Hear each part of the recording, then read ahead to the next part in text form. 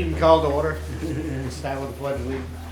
I pledge allegiance to the flag of the United States of America, to the republic for which it stands, one nation, under God, indivisible, with liberty and justice for all. Welcome, everybody. What do we got tonight, Ben? We'll start with department head updates. Chief Charbonneau. Dave Walker in the academy, not quite halfway through his stint there. He's doing very well. He was talking to me just a few minutes ago via text, and very positive attitude, which is great. Usually when you go to the academy, you just need to get out of here. But he's very positive, so he keeps daily updates. We are having a huge increase of homeless people. Other communities are bringing them here because of the shelter or the hospital. So we probably dealt with it in the last couple of weeks more than we've dealt with all year. So then we talk it on a daily basis. So I suspect that that's probably going to get worse before it gets better. Patrol is very busy. Waiting for town meeting. That's all I know. Chief Flynn. January, we did 144 patient contacts and right around 30 MIH patients or contacts. 51 911 calls and 93 transfers. I apologize, I don't have the fire stats. But other than that, it's been business as usual. And we'll talk about when the contracts come up, where I can answer that question now. Those will come up shortly, if you want to wait. Okay. All right, that's all I have, thank you. All right, thank you. Barbara? Not much, we're pretty much business as usual. I would point out, if you hadn't heard, that Kim Barney Chandler, who wrote the new book on covered bridges of New Hampshire, is going to be at the library Sunday afternoon for a program at 2, and it will be specifically geared toward the covered bridges in Lancaster and the surrounding area. So I understand she's a very good speaker. She was just on Chronicle a couple weeks ago. So if you've got time, 2 o'clock on Sunday, come on over. Sunday. Sunday, yeah. Eli. Thanks. Savings plugging along. Numbers are a little lower this year. We had a couple older ones graduate out, so that they're old enough so they don't need after school. But we got a lot of new young kids, and so I'm sure that trend will continue. The numbers aren't like extremely low; they're just a little lower than normal.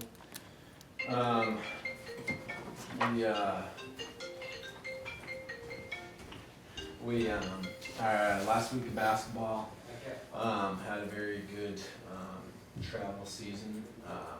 Our 3-4 girls, our 5-6 girls, and our 5-6 boys have been in 3 tournaments each, and they have won each tournament of those. And then we had Flume. Thank you, Flume. They did our 3-4 tournament and our 5-6 tournament. I don't have the numbers for 5-6 yet, that just got done on Sunday, but 3-4, we had 41 different towns in New Hampshire tune in, 25 different states tune in, so it's good. We're getting the name out there a little bit more, and also family members who aren't able to get to those games be able to see it. And then our 5-6 was completely paid for and sponsored. Thank you very much to all those sponsors. So that's been great. Now we're moving towards baseball season. We're gonna get those signups online soon. And then we have our Father-Daughter Dance coming up March 19th. It's a Sunday. So that's coming up, and then we'll obviously be having Easter festivities as well. But yeah, that was it for me. See you. Thanks. All right, any questions for them? No, you guys? I'm good. Thanks, guys. All right, moving on. Old business, we have 2 sets of minutes for you to sign. One is for the public session and one is the non-public session, so both for February 6th. Make a motion to accept both sets of minutes. Abstain. Yep, I'll second that. All in favor? Aye. Aye. All right. And that was both of them, it's gonna be both?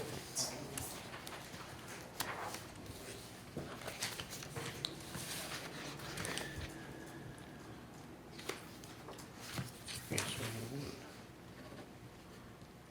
did you hand me 2 sets of minutes or not? There are 2 sets, yeah.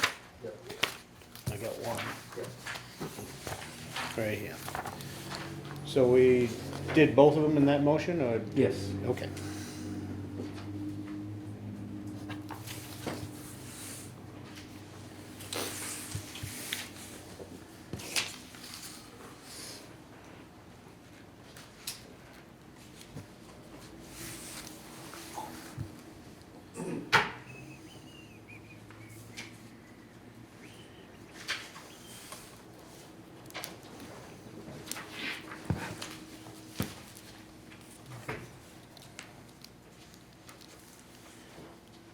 All set? Okay, sorry.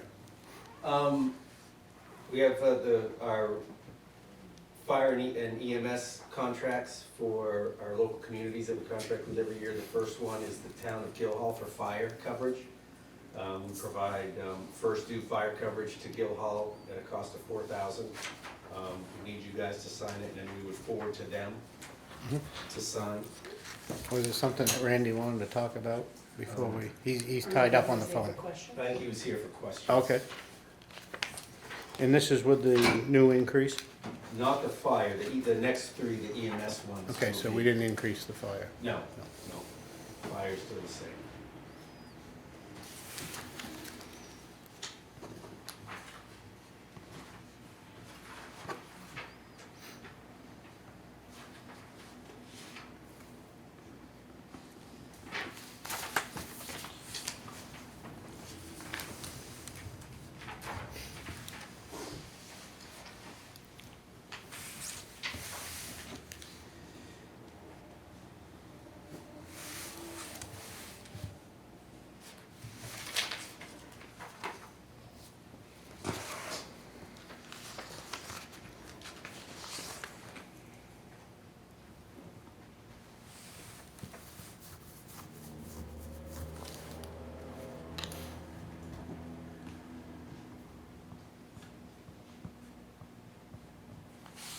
Next is Guildhall's EMS contract.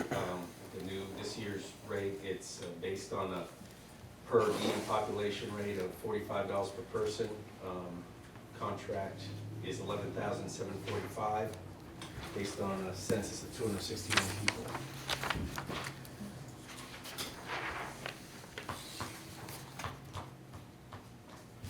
Is this the second year of This is the 3rd year. the 3rd year? Okay. Yes. So that means they're pretty much, I think it was a 3-year cycle to bring them up to a level that they should be at. So this should be the 3rd and last year.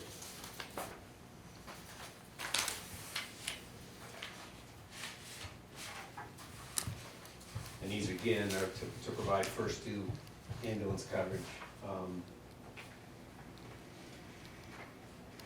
Lunenburg and Jefferson do have providers that do get toned out when we do. They provide basically first aid, first responder Yep. coverage until the ambulance gets there.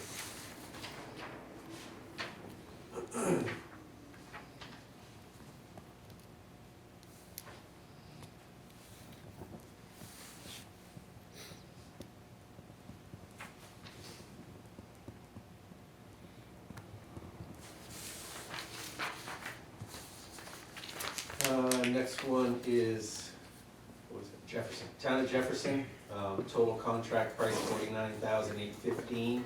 That's a $45 per diem rate on a census count of 1,107. Their population took off. Jefferson would be shocked.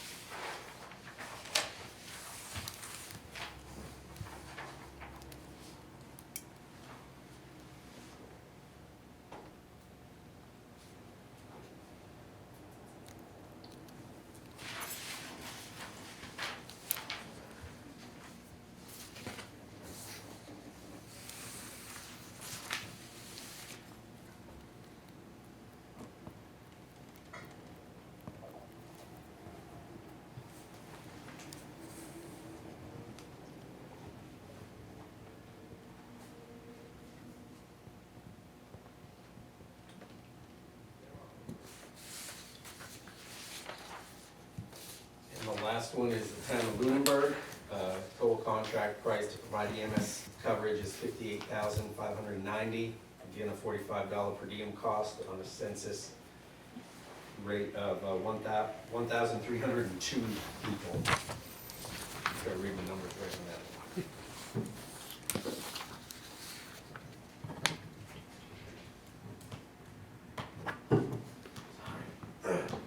Chief, did you have anything to say on those contracts? You just said- No, I just wanted to make sure that, because I thought the question would come up, that we did raise the rate $10 per capita. So it's up $10 from last year. That's what that's what we figured, that's what we remembered. Is this the last, because it was a, No, I think there's one more, there's one more year, okay. which would be, that'd bring it up to 55. 5 per person, gotcha. And I'm not saying it's not gonna go up after that, but that's Yeah. where we hit. The plan was to go to 55. Which brings them on par with what the average Lancaster residents. Correct. I apologize. Nope. No, no problem. Good, Chief.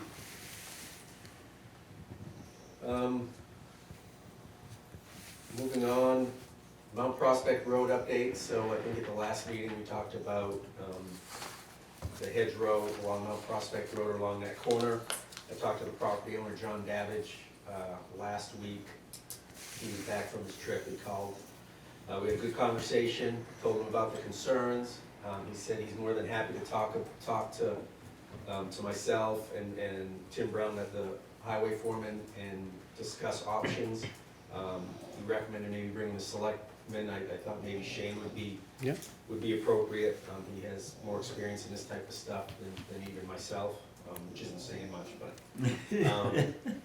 So one thing he did say is quite a few years ago, probably close to 10 years ago, or maybe closer to 20 years ago now, he had said that he had an engineer develop a preliminary plan to realign the road, to move it further away from that hedgerow, that would give better sight distance if you're approaching that intersection.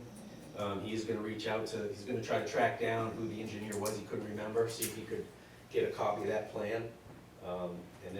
And then we would have a conversation if that's an option the select board wants to go in, or if we discuss removing the hedgerow and replacing it. I mean, basically how I left it with Mr. Davidge is, let's just have a conversation and discuss the options and see which ones are more agreeable to both parties, and then obviously which ones you guys would be comfortable with. Yep.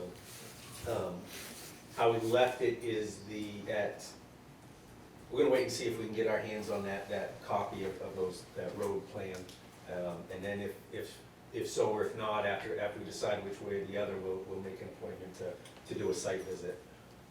But it was, like I said, it was a very good conversation. He appreciated the approach we're taking. Not an adversarial or confrontational approach, but hey, we identify a problem and we want to try to address it. So he's on board with that and happy to work with us. Great. I think the issue prior with relocating the road, moving it, was just the cost. He had, and I don't want to speak for him, but he had kind of indicated that he might be agreeable to paying for it, because I told him that well, I kind of indicated that probably was outside of our, you know, finances. Capabilities, but, right? Yeah, he had made some indication that he might be able to fund that himself. So, again, you know, that's all up in the air. If we get to that point, then we would have those discussions. Okay. Rob? As a resident who lives on that road, I'd just like to weigh in. I've also lived in that house as caretaker before. That corner, to move that road, you know, there's quite a steep declivity that goes down the old East Road. That's gonna be a big piece of work. And I personally love that hedge, I think it's beautiful, but it's way in the middle of the town's right of way. It's out in the middle of the road. And I'm sort of puzzled that we don't just go in there and cut it, because, as it's been pointed out in the meetings, it's a hazard going around that corner. People can't see you coming old east of Mount Prospect Road, and you can't see them. And 50 years ago, that hedge was right into the right of way, and it's more than 50 years now, and it's really way out in the road, and I feel personally like I'm taking a risk when I go around that corner. And I would hate to run into someone else or have them run into me.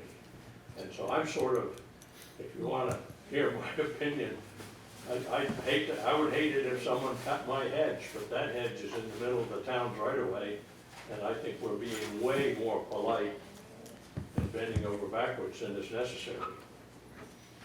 I mean, I would almost think the solution is to go in there and cut everything down that hangs over the road, and then worry about it. This hedge has I been a understand discussion the for party 30 is years or litigious more, and you don't want to get into a big deal, but still, it's a hazard.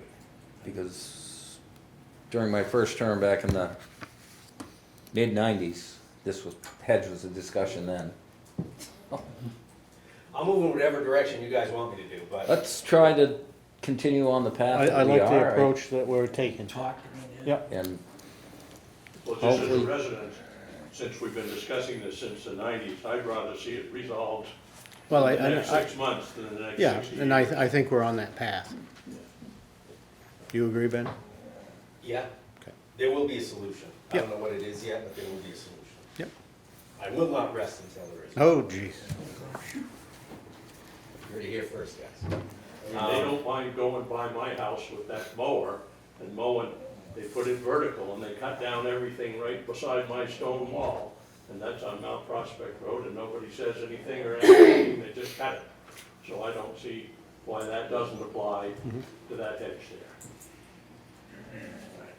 All set? All set. Thank you, Rob. All right, next old business, just want to give you an update on the covered bridge. So there were some delays starting off with the bridge company.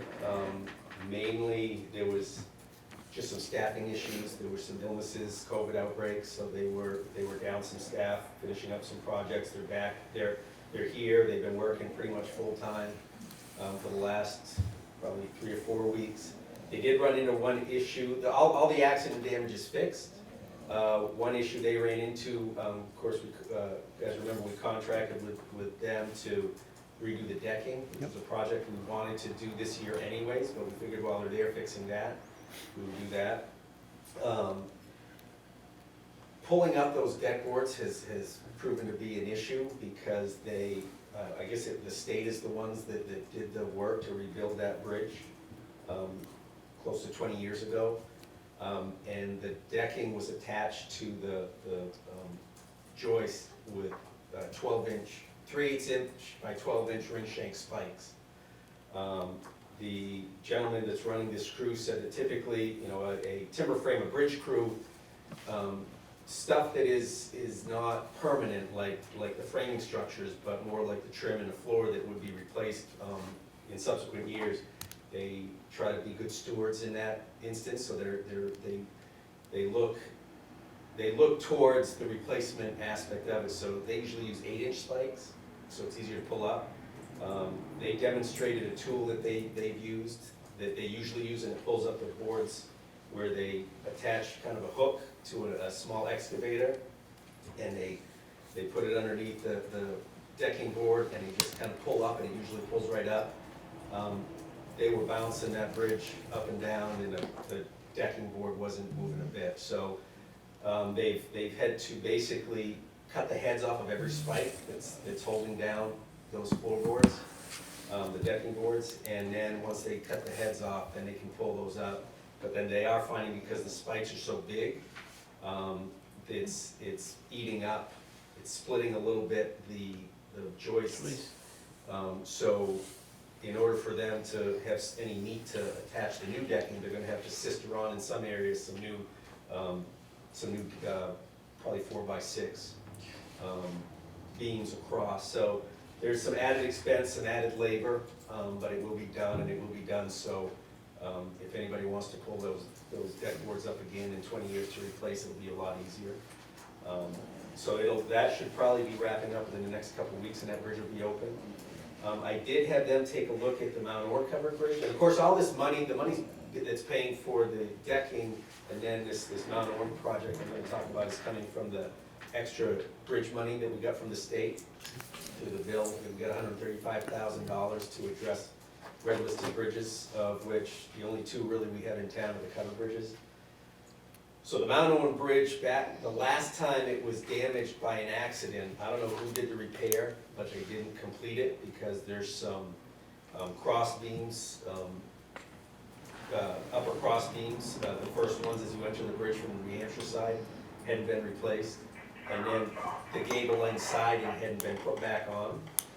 So I think missing those cross braces, it's kind of tweaked the bridge to the upstream side a little bit. So what they recommended to do, they're gonna come in and they're going to attach a come-along or something to a tree and try to plumb that up a little bit, put in those cross braces, and then put the siding. We've got all the timbers and stuff from the damage, but. Interesting, because I believe it was the state of New Hampshire who That's what repaired that the people last have told time. me, so, yeah, and so, I mean, so it never got completed. And then there are where some people have shot some holes in some of the metal roofing. They're gonna take a look at that and see about either patching or replacing some of those panels on the roof, so. There's not a huge expense to that while they're here in town, and they're a quality crew. We get that taken care of. And we are on the 10-year plan for Bridge Aid to do some work on that Mount Orr Bridge, and I am working with the state engineer with the bridge crew on a suitable project which might do some extra work on that bridge. I'm not sure yet where the best resources would be. I just want to give you an update on that. So at some point, when we do the Mount Orr Bridge, the bridge is going to be closed for about a week. So as soon as I have an idea when they're going to be there, we'll contact Lunenburg, let them know that the bridge is closed, and we'll put out, as best as we can, notice to the public on our end that the bridge is closed for about a week while that repair is being done. Question on the spikes, because I know they've had to pound those spikes back down 2 or 3 times since that decking's gonna be there. Yeah. They're gonna be a more frequent exercise? No, I don't think, no, I think that the reason that they pound the spikes down is the wear of the wood. It reveals the heads of the spikes a little bit more, so they just kind of pound it down a little bit more flush with the decking. Okay, so it's just the wear that was, Yes, yeah, that's my understanding,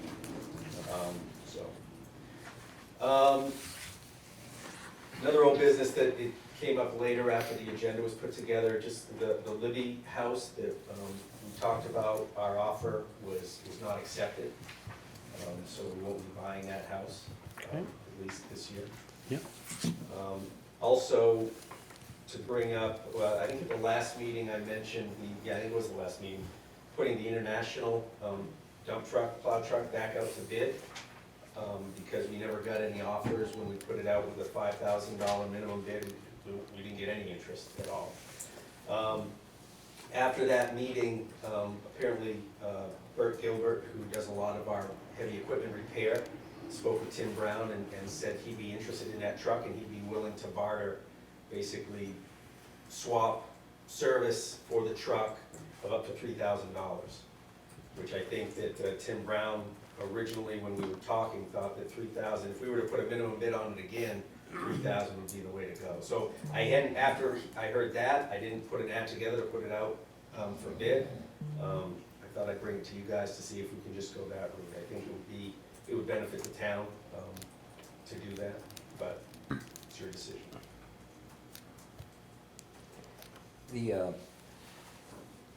The only question is I brought it up, was this, just the appearance that we're favoring somebody.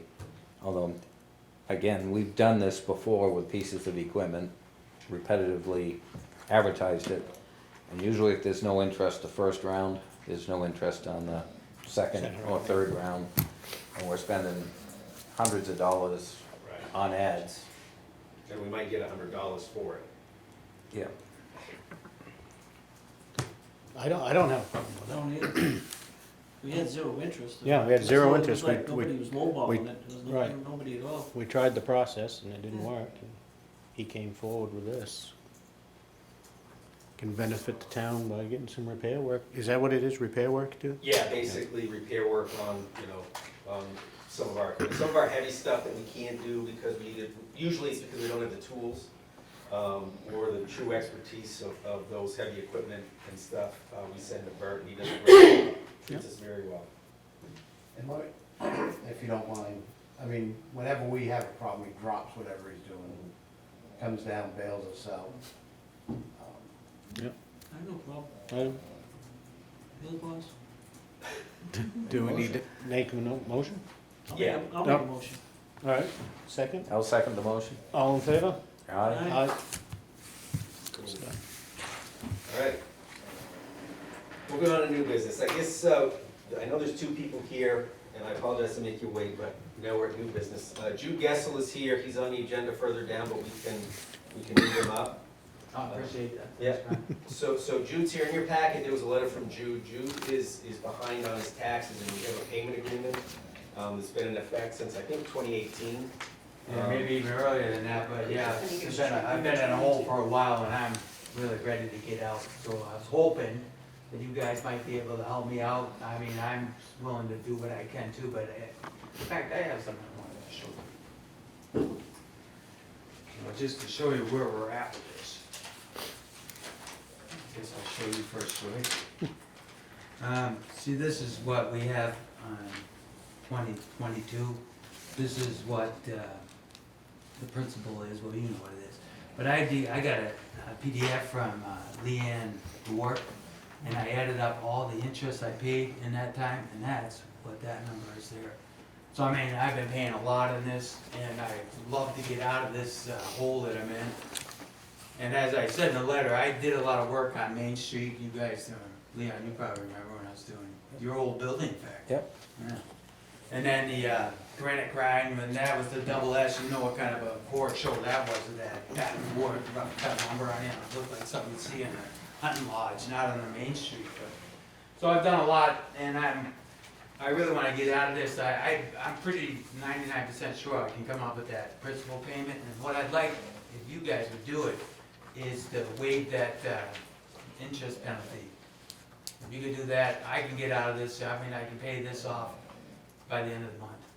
And I can be up and out of that hole and carrying on again. So that's what I'm here to petition the board about. Have we ever done anything like that in the past? So look at Leon, Yeah. Not that I know of, Precedents or anything?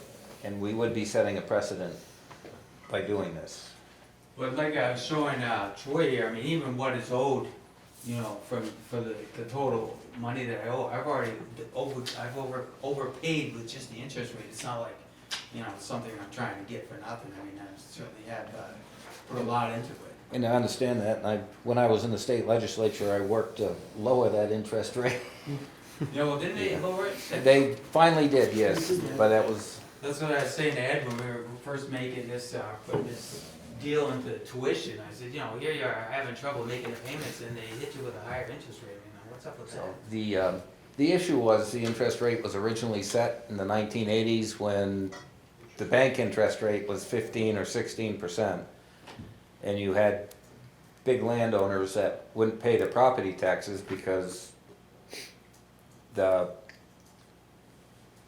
interest rate was cheaper than what they could go and borrow, and so then they raised it to 18%, and now they've lowered it. I still think, my personal opinion, it has nothing to do with this, is it should be tied to the prime rate like every other loan is, and fluctuate in the October thing. My biggest concern is precedent we're setting. Well, I thought that maybe we could sidestep that too, just with the fact of all that I did on Main Street that I put into the town, you know, which I enjoy doing, that's what I do for work anyway, so I mean, I didn't mind doing it, but it also gave me, you know, a sense of satisfaction to see what I was doing, you know, so.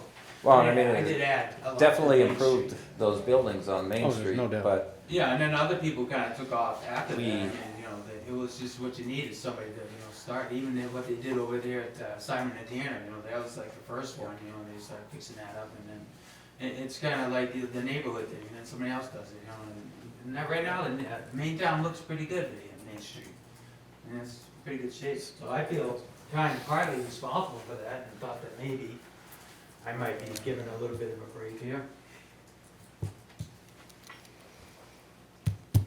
Your thoughts? Help a poor unfortunate. I'm looking at you guys. what's that? I'm looking at you guys. I just, and I know what he's saying, but we do this, we're setting a precedent. There's just no ifs, ands, or buts about it. And Well, could the precedence be that if you put as much as I did into this, that maybe it is something worth looking at? but that's, and I agree, you put a lot into it, but Well, I Where- mean, just in the payment for the taxes, I So- mean, the interest payment, that's a lot of money. So for It- $35,000, that's a lot It- of money. it's a lot of money. But again, we would be setting a precedent that the next taxpayer that come in here and wanted the same kind of a thing could say, yeah, but I did a lot of work to my house, I improved the neighborhood. That's not really the same thing, though, it's not. Unfortunately, that's how the other taxpayers will look at it. And it is the same thing. You got somebody that, Well, Main Street and the neighborhood are two different things. When you come into this town, that's what you see, Main Street. I mean, that is more important than anywhere else, as far as I'm concerned. Anybody traveling through and south again, to that's, north or north to south. that's a personal perspective. Yeah. And I love our Main Street. I think we've got one of the better Main Streets in the state of New Hampshire. I do too. I mean, the first time I came through here, hunting up in Pittsburgh, I mean, I said to my hunting companions, I said, you know, someday I can see myself living here. Lo and behold, So, there I am. but But it is a nice Main Street, and that's why I wanted to do what I did. But right now, I'm kind of, you know, I'm in a hole, I need some help. yeah. That aside, we're setting a precedent, and that's what we've got to decide if this is a road that we want to go down.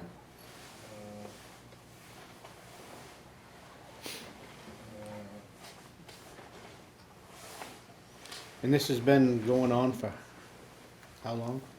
The most recent payment agreement, I think, is 2018. I left it downstairs. But You signed when I it. actually, I think when that was I, a renewal. when I had that fall, that was 2011, that's when that, you know, finally. In fact, the first night, not that it's really you guys care, but I know it was live or die sort of thing. They didn't even know if I was gonna make it through that first night, so I mean, it was pretty Yeah, serious. yeah. Anyways, that's what put me out of commission for as long as it did, but I'm back. I'm ready now. I'm working, we've got some work now, and things are going good. I got the money to pay that principal. It's just a little waning on that interest, you know, it's another $7,000. But what the interest I already paid is 5 times that, you know, so I mean, it's just significant. I don't know. Thought you guys would be able to help me out. What do you think? You're the senior guy, but he's always made his payment. That's the only thing I can say, that the payments have Well, always he been he made. has, but, So I know that's. and I know everything aside, he's done a fantastic job on the buildings. We will set a precedent if we do this. because I argued that bill, the State House about lowering it, because people would be playing with that money and not paying their tax bills. Because I had argued that with, just on the side note, not with this, but. Well, So you've been dealing with this since 2011, is that? A long time, and that's why I'd love to just be done with it. Start my life over again.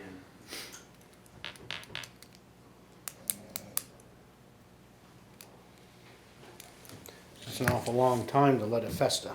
Yeah, it is, but I mean, I'll tell you, that's how long it took me to, just the last year or so, I actually was able to, some of those aches and pains are now diminished to the point now that I can, I can do work now, like on a regular basis and stuff, so. It was a long road. I even broke some bones in my neck, and that's how I got the scar on my head. That's why I don't mind going bald, I can show my, scar.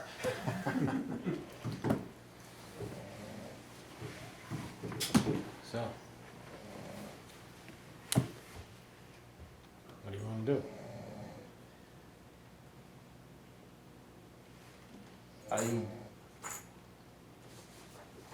I love what he's done down on Main Street, but I think it's a precedent that we probably do not wanna set at this point. I would tend to agree with you at this time. You? I'm with you guys. Well, should I be able to come up with that, yeah, the interest, the principal, which I think I do have now. I mean, what sort of arrangement could we make to pay off the interest, and you're not gonna forget that? So we've, in the past, obviously, you've had a payment plan or something in place? Right. But that was for a much higher Yeah, amount too, yeah. now we're talking about, And I $7 don't, opposed to $30. and I'll actually leave that up to Ben, that obviously if the major portion of the principal's gone, then we could probably lower the, That's what I was getting at. Yeah, there'd be Can, less- can we play with the It gets applied to the interest first. it has to be applied to. but it would still be a lower, Right, there'd be less owed. so maybe we could lower his monthly thing and still keep him on track to, For his payment agreement? yeah. And again, I'm deferring to you, cause I'm, No, it's downstairs. I think that's it, though. I mean, yeah.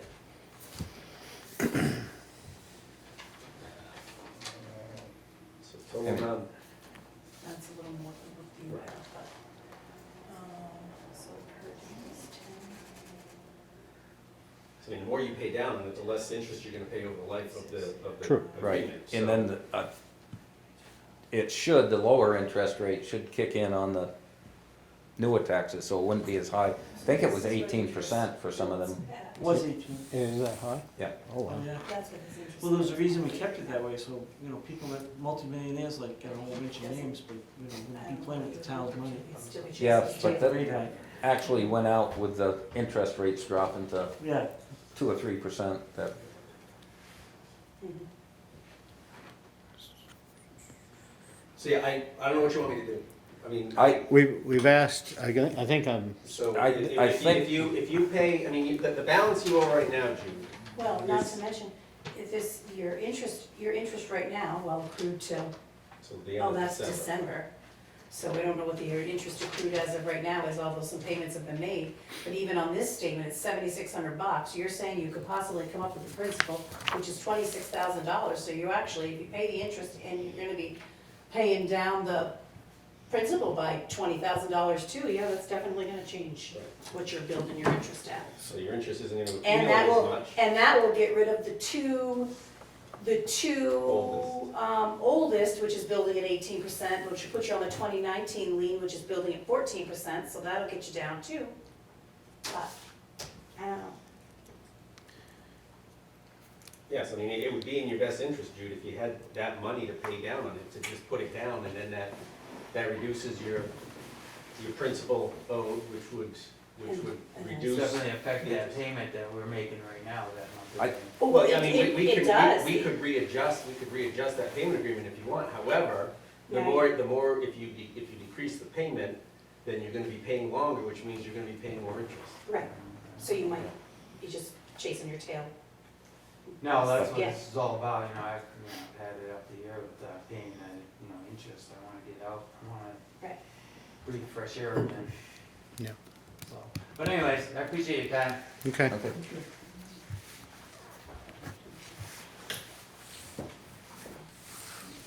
Alright, next thing, Rachel Stewart from the Conservation Commission is here.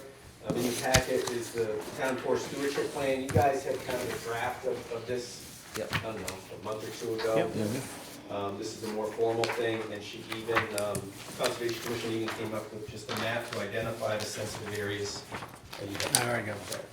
So basically, this would be a cooperative agreement naming, there's three parties involved, the Conservation Commission, the town manager, and the select board. Obviously, the town forest is owned by it's a town asset, it's owned by the town, so managed by the select board.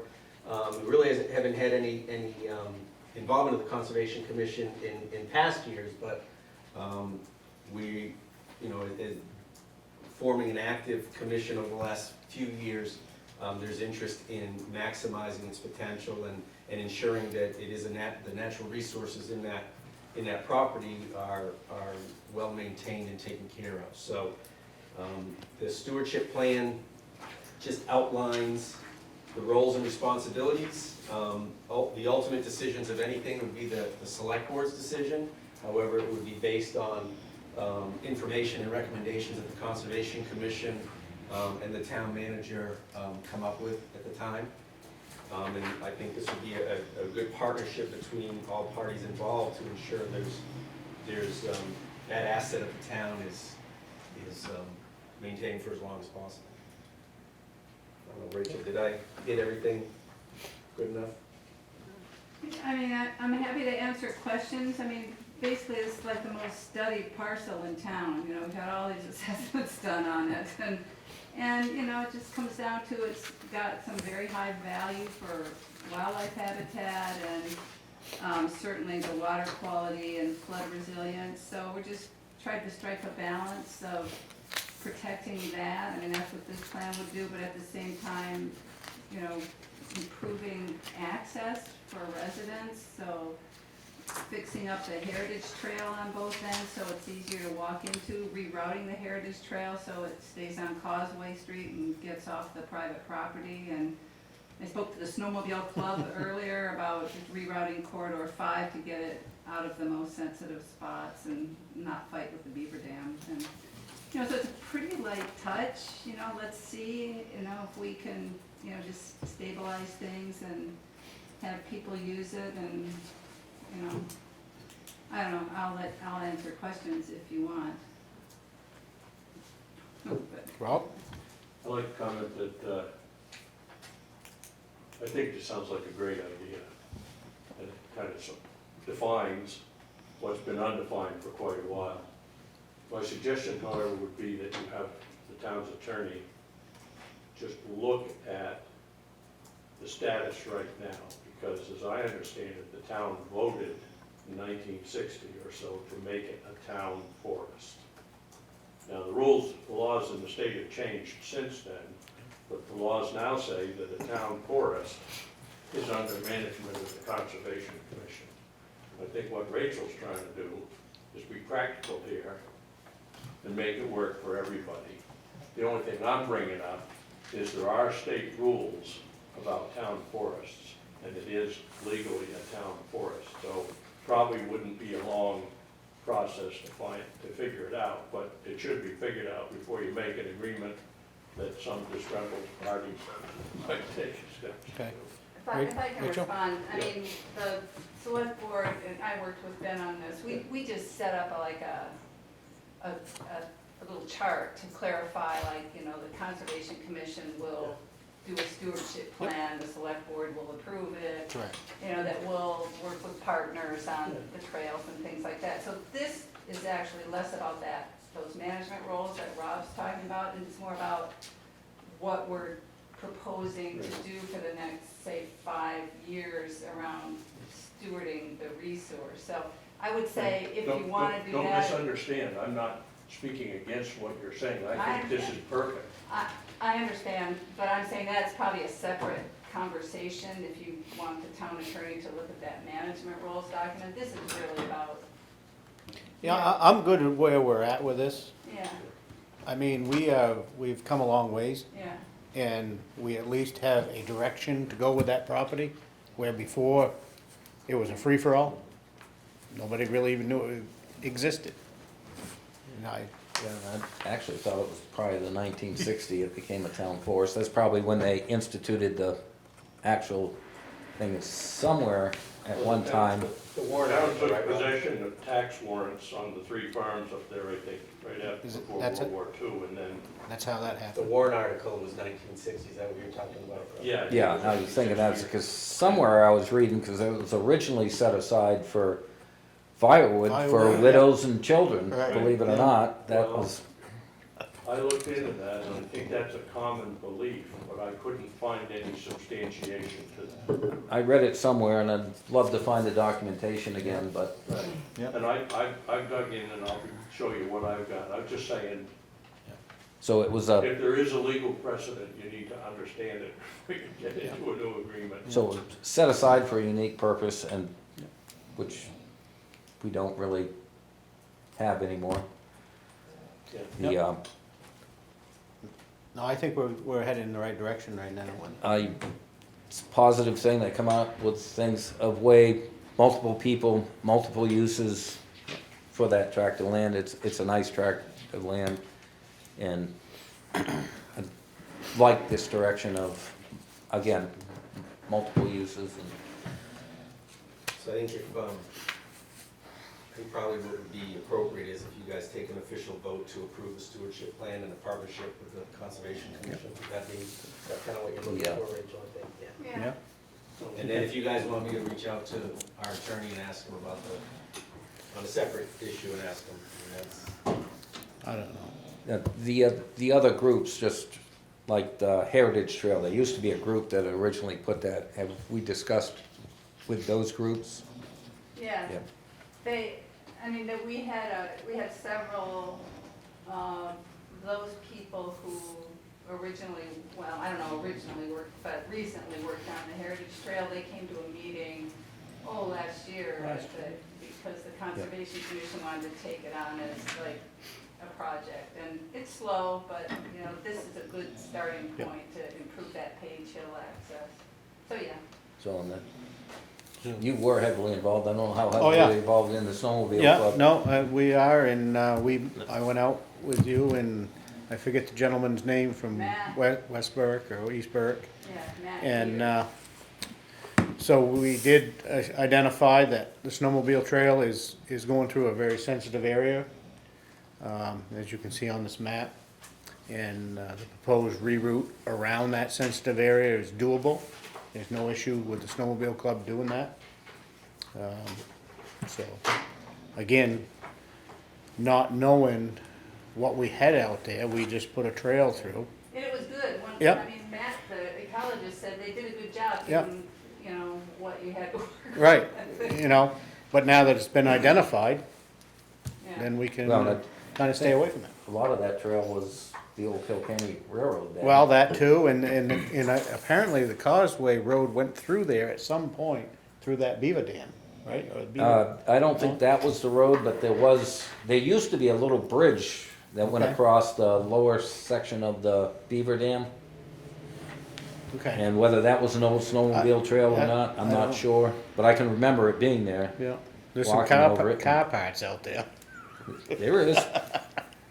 So. There's some very neat old car parts. I don't know how you'd get them out. How you Gotta get them cut out of there, trees down. that's right, because they're growing right up.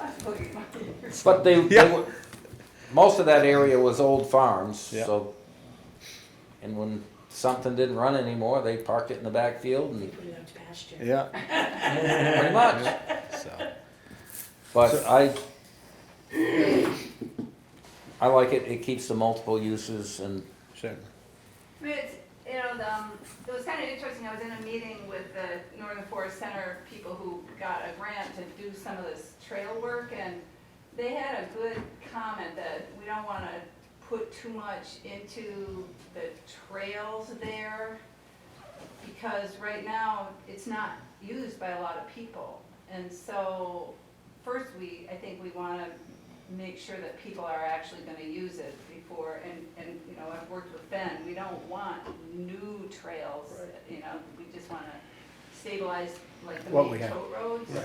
And keep it for pedestrians for now, except for Yeah, the snow machines, yeah. and just see what kind of use we get, and I think if we can make that, that trail just more passable from Page Hill and pointing at the map, you know, it's that 40-foot right of way, then, you know, people can come in that way, and then the idea is they would, maybe through the cemetery, or, you know, you can get on the Heritage Trail, like on, Bunker Hill or Hill Street. Yep. And then you could follow that, and it pops you out higher onto Causeway Street, so it takes it off, yeah, anyway. One of the original issues with the Heritage Trail, when they first went through, if you had a real rainy summer, there was parts of it that were not walkable without getting extremely wet. That part behind the cemetery, is that where it was? Or- No, further up on Causeway Street, actually.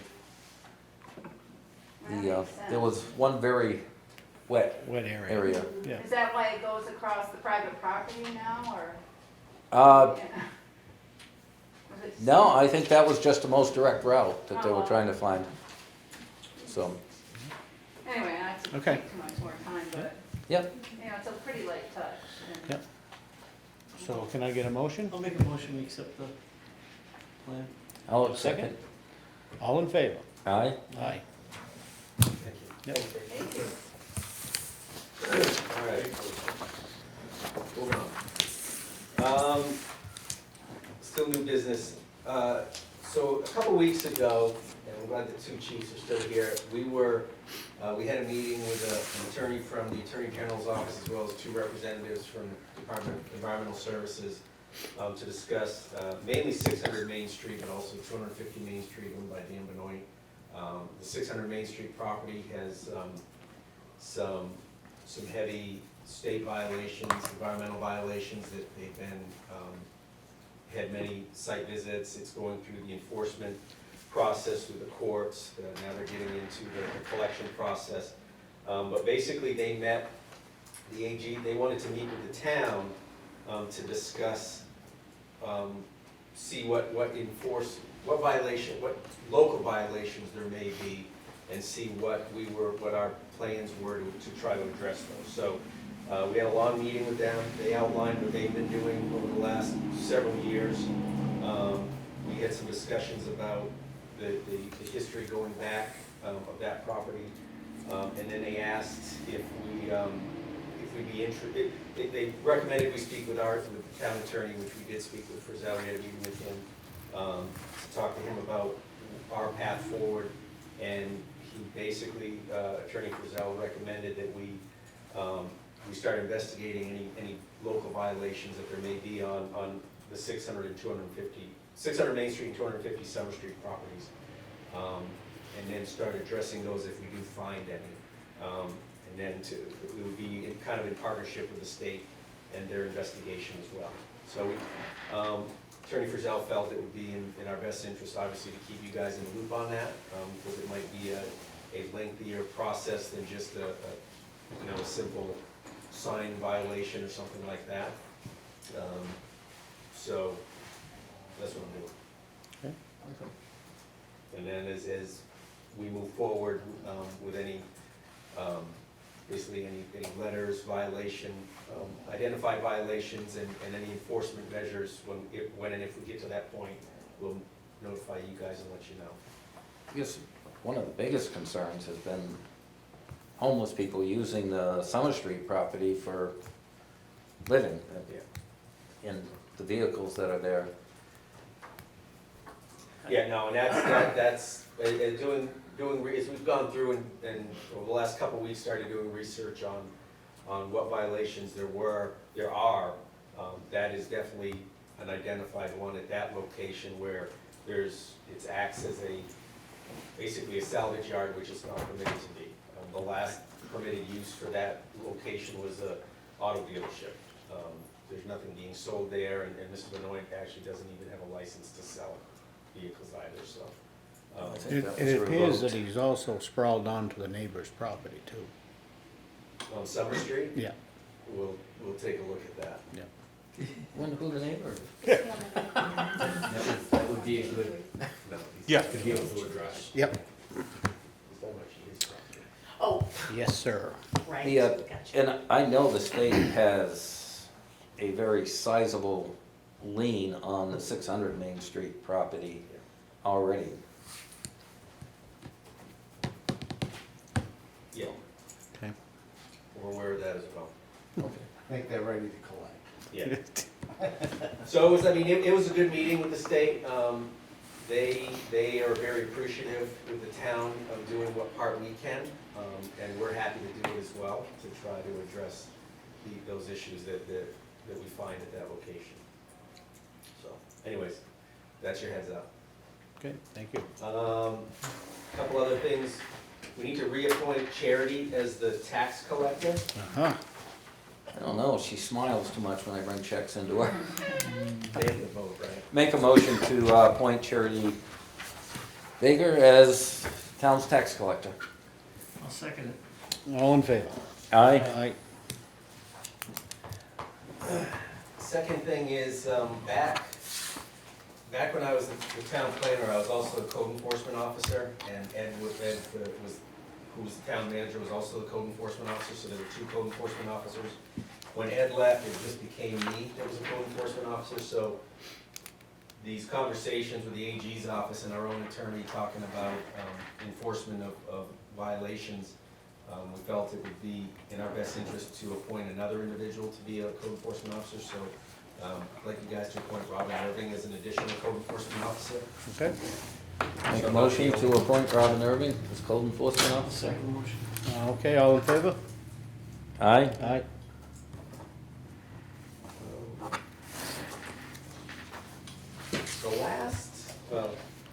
The last new business I have, again, it's not on your agenda, this came up at the kind of the last minute on Friday. Troy will be aware of some of this, that there's a state law that was passed, I don't know, a few years ago, concerning community power. And the best I can understand it is that basically a municipality can act as a energy supplier. The town would basically buy electricity and then distribute it out to whatever resident that signs up for it, called community power. It's a way to leverage mass in order to get a good price. I was contacted, and this is a law that allows communities to do this. So I was contacted by an organization called Standard Power that their role is to work with communities to get to there's steps in order to allow yourself to do this. One is you have to start an energy committee. It has to be approved at town meeting. Obviously, this wouldn't happen this year. So this organization, Standard Power, offered to come up and meet with the select board and lay out the ground rules for how to get to the point where we could potentially do this. My understanding is it doesn't cost the town any money, but I don't know that 100%. I haven't done enough research to know the ins and outs of it. But I think that if the gentleman I spoke to is willing to come up and speak with us for nothing, at least inform us and answer any questions we have and give us some more thoughts to research, then I think it might be in our best interest. So I wanted to bring that to your attention. And what I'll do is I'll forward you the informational sheet, because it wasn't in your packet that he had sent me. I didn't get it until today because it came over the weekend. Always willing to listen. Yep. So I'll schedule him for an upcoming meeting. I don't know whether it'll be the next one or the one after that or the one after that, but anyways. Okay, as long as you're interested. Yep. The last thing I've got is a land use permit for Leon H. Rideout. It should be Leah, right? Yeah, I think, She typed it wrong. yeah, she's got the number wrong too, Yeah. but. Okay. Anyways, it's at Causeway Street. It's a renewal of Leo's storage unit, building permit that he got site plan approval for last year. So it's just a renewal of that building permit application. And that's all I've got. That's all you've got. Anything from the board? I don't. Anything from the public? Good. Seeing none, Make a motion to adjourn? all in favor? Aye? Aye.